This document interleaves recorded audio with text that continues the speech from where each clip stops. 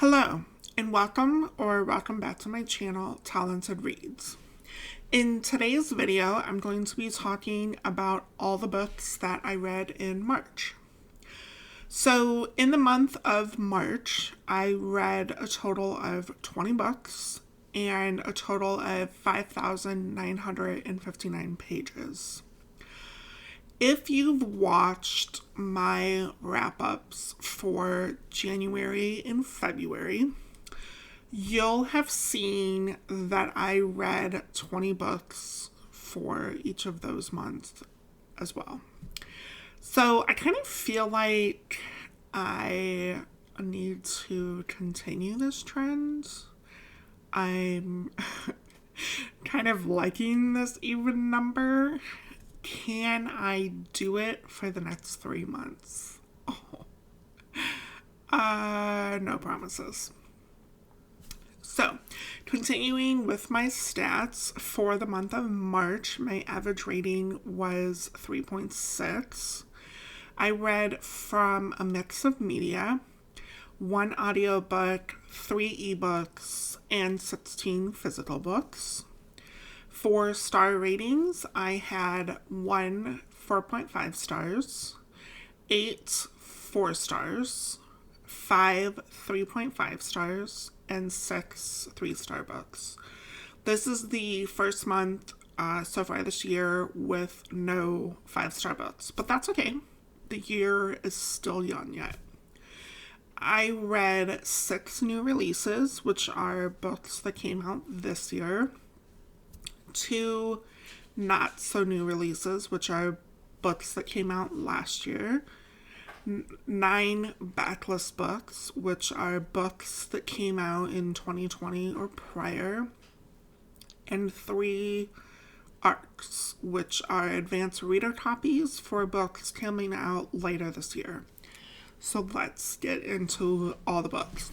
Let's quickly talk through my horror challenge books. I'm doing a horror challenge this year in which I read a group of books associated with a specific sub-genre of horror. I have a video and a playlist on the whole horror challenge. I will link that in the description box if you're interested in checking that out. I will also be doing a dedicated horror wrap-up video for the horror that I read in March, which is coming next week. So the books that I read for that, I'm just going to talk about real quick here because I'm going to be going into more detail in that other video. So the first book was The Rite, The Making of a Modern Exorcist by Matt Blasio, which is an investigative look into exorcisms by the church, and it follows Father Gary Thomas as he begins his journey of becoming an ordained exorcist for his church. I gave this book 3 stars and would say this was my least favorite read of the month. A Good and Happy Child by Justin Evans is about George, who looks back at his childhood and recalls memories and events that have taken place in which he believes that he was possessed. I gave this book 3.5 stars. It was kind of just an okay read. Goddess of Filth by V. Castro is about a group of friends who one night decide to hold a seance, and one of the group members ends up getting possessed by an Aztec god. This was a pretty short read, and it was pretty great. I gave it a 4. I really enjoyed this. Come Closer by Sarah Grant is about Amanda, who slowly starts to realize that she's being possessed.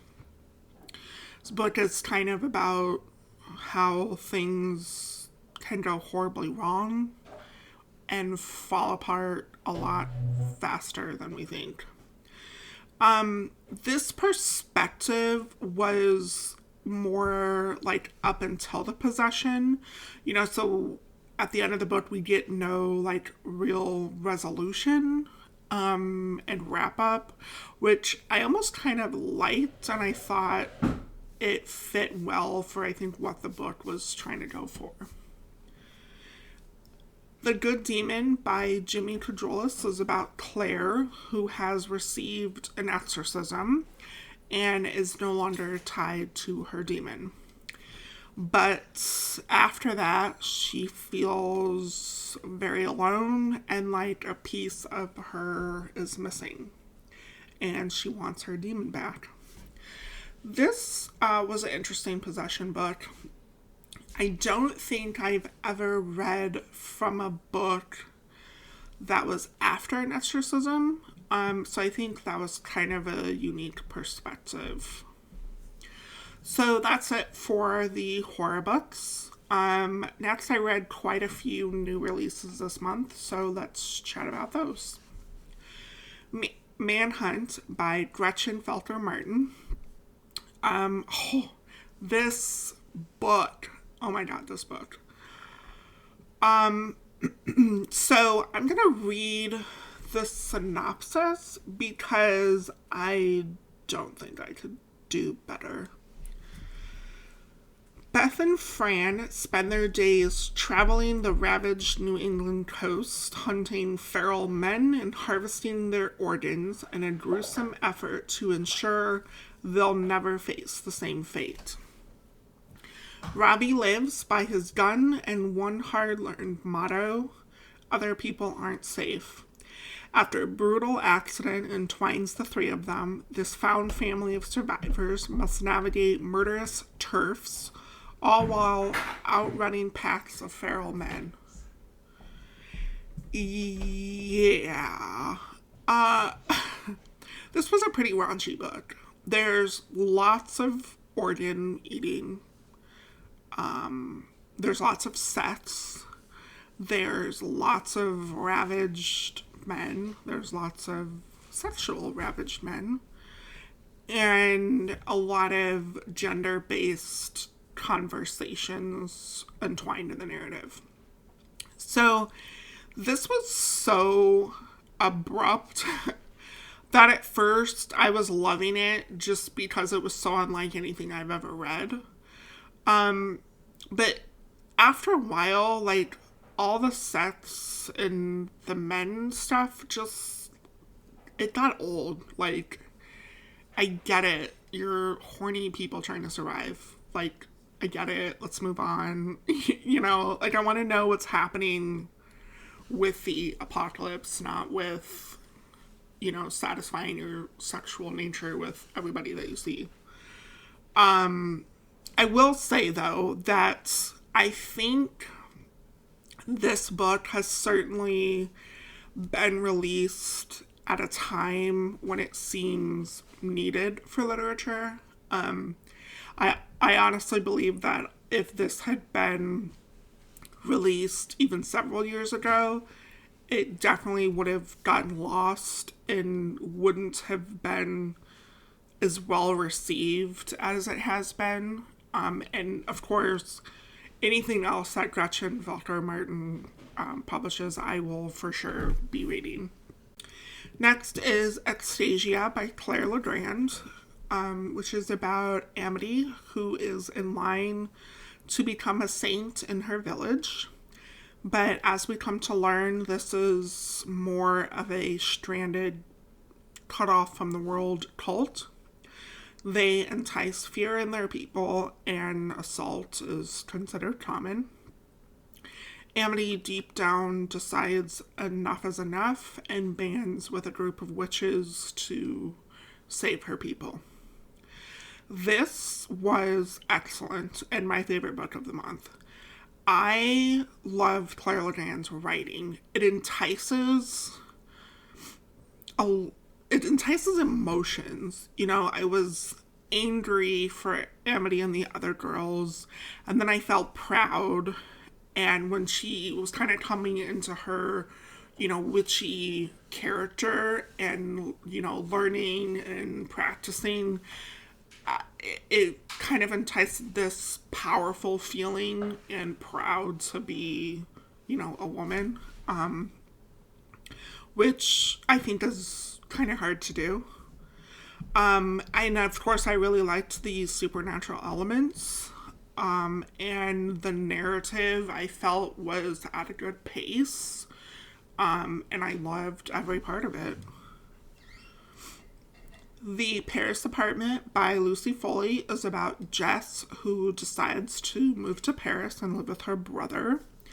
However, upon arriving, her brother is nowhere to be found, and Jess is sure the residents know what happened.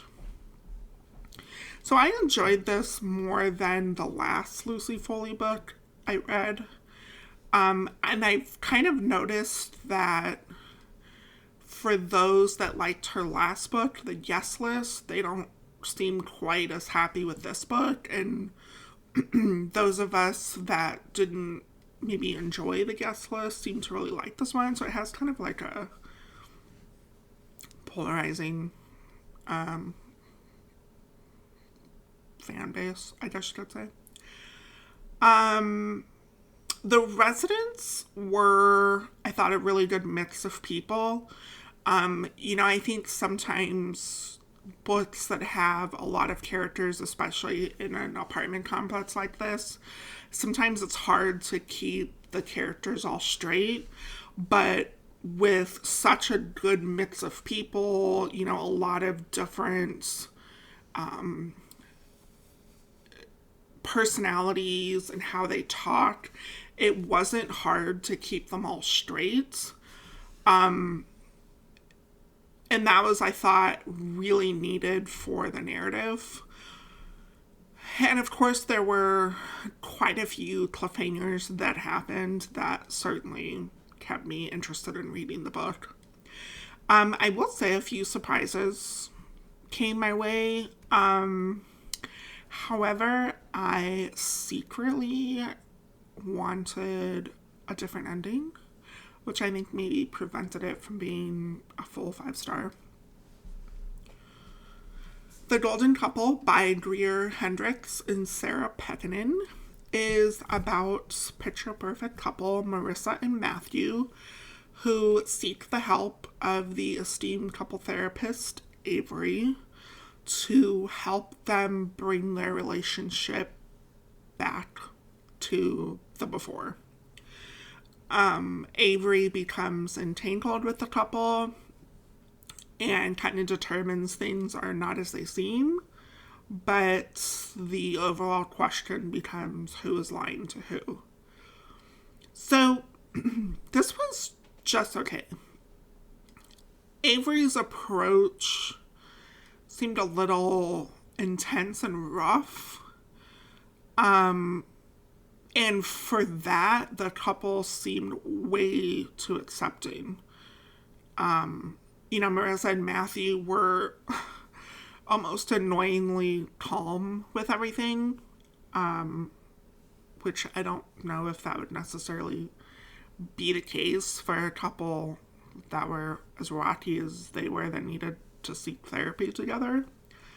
However, with all that said, I will say the ending did surprise me. I think I got the kind of culprit, bad person correct, but how everything played out was not what I would have guessed would have happened, so that was kind of cool. This Might Hurt by Stephanie Roble is about Natalie, who receives a letter from her sister Kit, who she hasn't heard from in 6 months, and the note's pretty simple. Help me. So Natalie decides to go to Wisewood, where her sister has been, and bring her home. But she realizes that's far harder to do because once you arrive at Wisewood, you can't leave. I really enjoyed this one. I think this is a cult book. Well, I don't think it. This is a cult book. But it's more of a subtle cult book. Like, you know what's happening, but I think the patients and characters seem to be in denial of what's happening. which I think kind of added to the atmosphere of this kind of secluded island. And, you know, the mystery of that help note and like how everything comes together was pretty interesting. And I thought the dynamic of the sisters, Natalie and Kit, I thought that they fit well with the narrative of the story. Good Rich People by Eliza Jane Brazier is about Graham, who enjoys playing games with the tenants that rent the space in his mansion. After the last game went horribly wrong, his wife Lila is tasked with running and winning the next game. But the tenant that moves in is not quite who they think, and suddenly the game players become the ones being played. So I actually enjoyed this. I think Lila and Graham, you know, were snobby, stuck-up rich people, but I think that's kind of the point, and it's almost the kind of characters that were needed for all the craziness that happened in the book. I don't think it would have had quite the same effect if there was a different set of characters. You know, they were not likable characters at all, but I really liked the dynamics of the game, and I really liked the kind of big explosive ending. It was pretty surprising, and to me, like, a good way to end a book about playing games. Yeah, I would recommend this.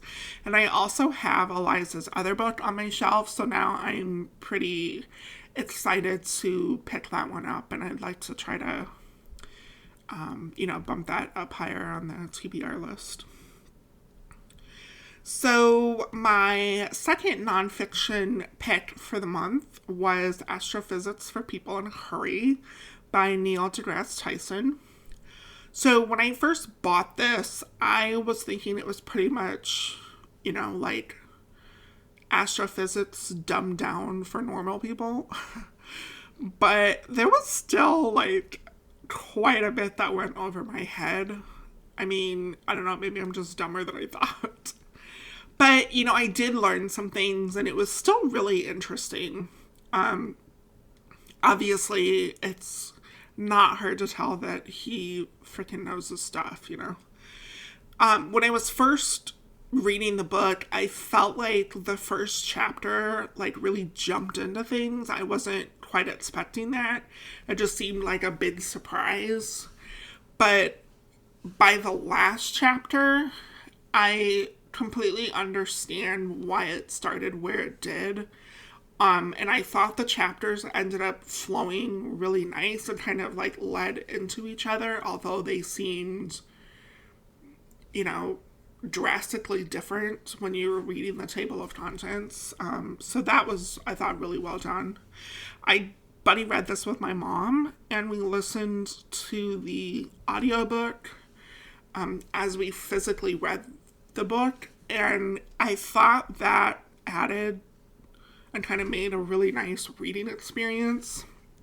Neil himself did the narration, and it was very nicely done. Wolfland by Jonathan Jantz is about a group of people who come together at a high school reunion when something horrible happens. A werewolf attacks. This was pretty good. I mean, I liked it. Well, I liked that it was more from the narrative of people going through their changes and their impacts to each other. Most werewolf books that I've read are kind of just the aftermath of the werewolf and not from the perspective of the werewolf himself. It was kind of cool to have them together and then have this kind of shared traumatic experience that ultimately drives them apart, and then, they kind of all come together again in this really big explosive end. What I didn't like, which is maybe more just part of what happens with a werewolf narrative, and that's almost just kind of this bored feeling, like, by the time the fourth person is changing, it just no longer seems scary. It's like, oh yeah, here we go again. Yep, the hair, yep, the nails, check, check. It's kind of less, I guess it just lost its shock value by that point. So yeah. Let the Right One In by John Lindquist is about 12-year-old Oscar who befriends a new neighbor, a girl who appears the same age as him, but he notices odd things about her, like how she only comes out at night and how she appears older than she seems. I read this book so long ago and remember loving it. I was a little nervous about rereading it, but I'm happy to say that my good rating still stands. With that said, there are some rough scenes in here, and even some scenes that I don't remember before.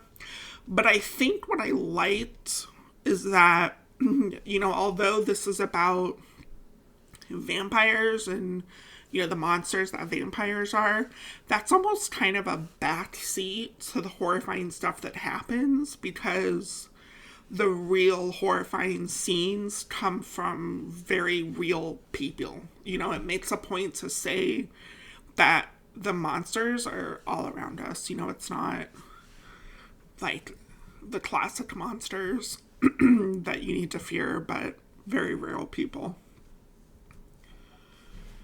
The Joy Club by Amy Tan is ultimately about 4 Chinese women who meet to play mahjong, eat, and share stories. The book is alternating perspectives of the women and their children, and it's their stories that are shared. So, this was a cute book. I loved learning, more about the Chinese culture. And, of course, a lot of the stories are just heartbreaking. It talks about, especially for the older women, how they came to be in the U.S. and how they got here. And, their stories of trying to acclimate to nowadays and the culture, and kind of how their children view them as old school, and kind of coming to terms with that. So, it was a good piece of literature fiction. As I said before, I don't mind literature fiction. I just read a lot of horror and thriller. So I need that kind of like intense oomph part of a book, and sometimes you just don't get that with literature fiction. But this was still a good read. I'm happy to have read it. It's a classic book, so. Next is Getaway by Zoe Stage, which is about 3 friends who decide to have a trip to bring them closer to kind of how they were before. Their trip is to hike the Grand Canyon. However, early in the trip, they find themselves victims of a kidnapping, and now their trip is about survival. So this was just okay. I thought that the hike was interesting, and the mystery of, the stalking and then the actual kidnapping. But then, the narrative, and I think really what a bulk of the book is them with the kidnapper, which is kind of where it falls apart for me. I think some of the conversations that happen between them and their kidnapper, and then some of the actions just seems weird to me. It didn't have that kind of intensity that I was looking for when you think of people being kidnapped. But, all in all, it was an all-right read. It was kind of fun to be back in the Grand Canyon. So, yeah. On audiobook, I read Feed by Mira Grant. This is an apocalyptic book about people surviving the zombie outbreak. This is a different sort of zombie book, though. It's more of an after effect, and kind of just living with zombies has become the normal. It's not a book set when the outbreak first occurs, which I think is what a lot of zombie books are. So it's kind of about the social media bloggers Georgia, Sean, and their friend.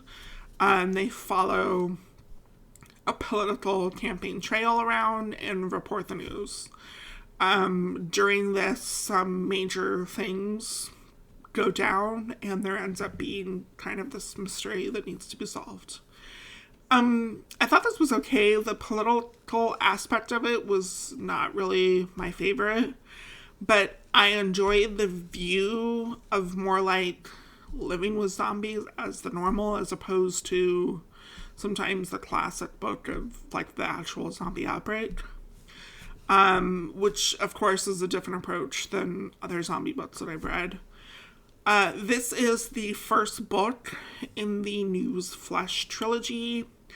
And I will say that how it ended, though definitely a cliffhanger, I don't think I'll be continuing. It was wrapped up enough for me, and a loss of one of the point of views was kind of enough to kill the story for me. So it's not enough of a cliffhanger to like want to go out and read the rest of the series. So these last few books I have left to talk about are the ebooks from NetGalley.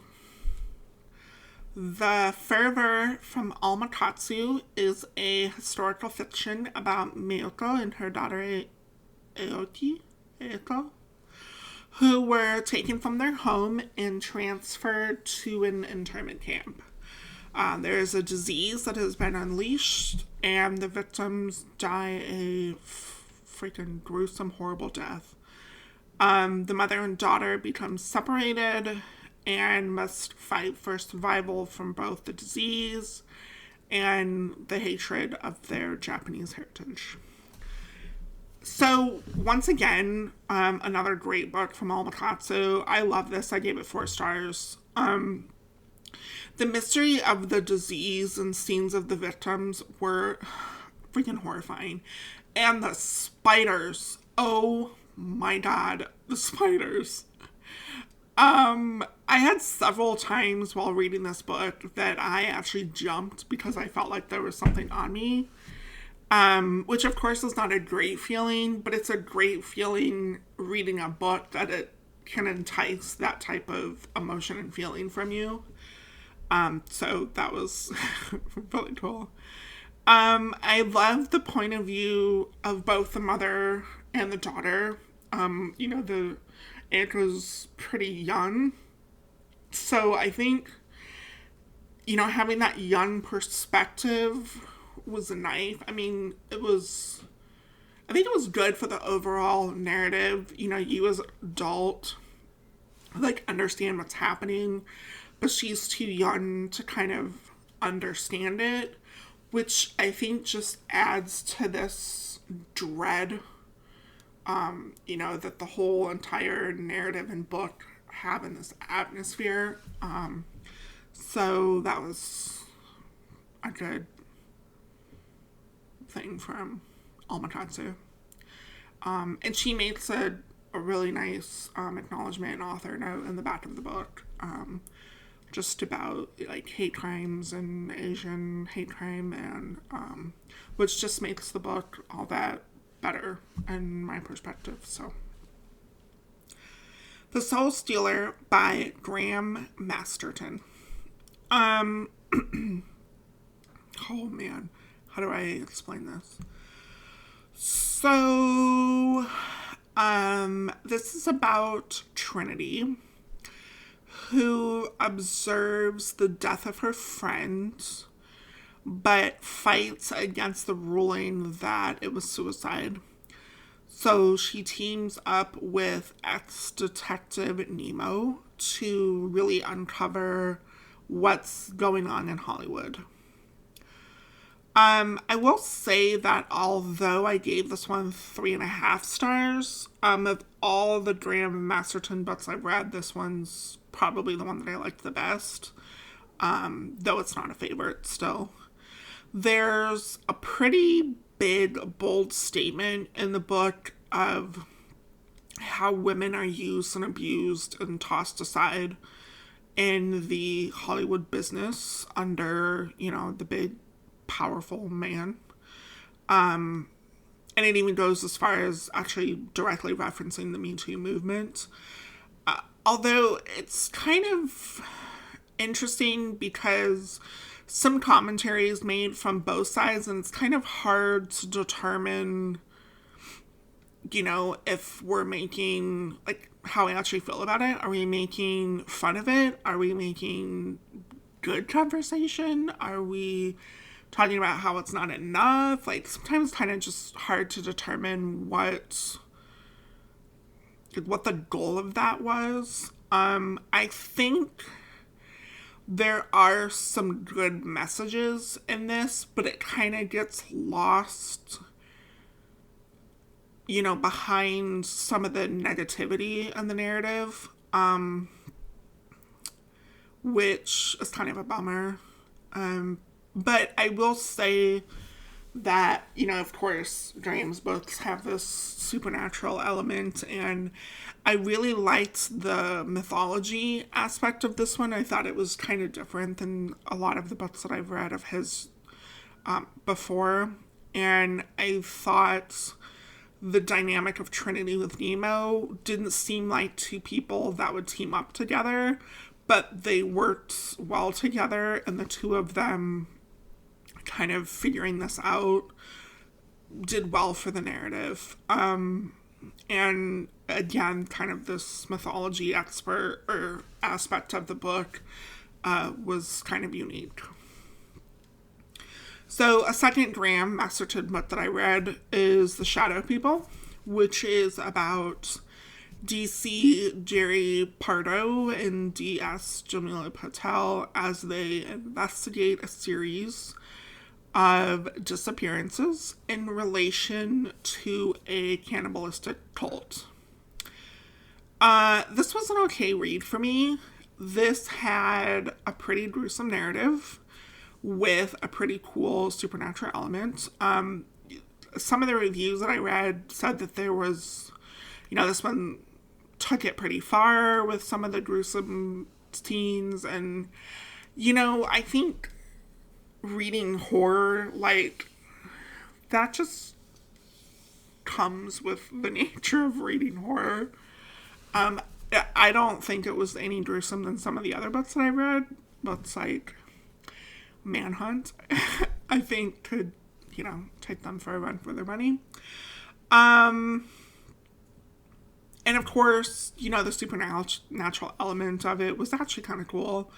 And I do love a good cult book. It seems to be my theme this year. I've read quite a few of them, and I just am fascinated with them. So, the real downfall for me were the detective characters.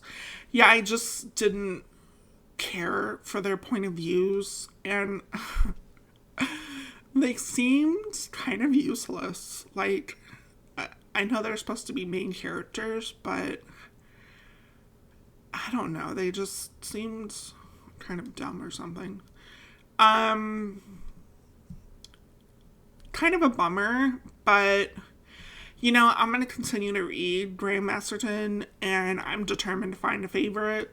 So, yeah. That is everything that I read for the month of March. Comment below and let me know what your favorite March read was, or if you've read any of the books that I have read this month, or if you're interested in checking any of these out. I hope to see you in my next video. Bye.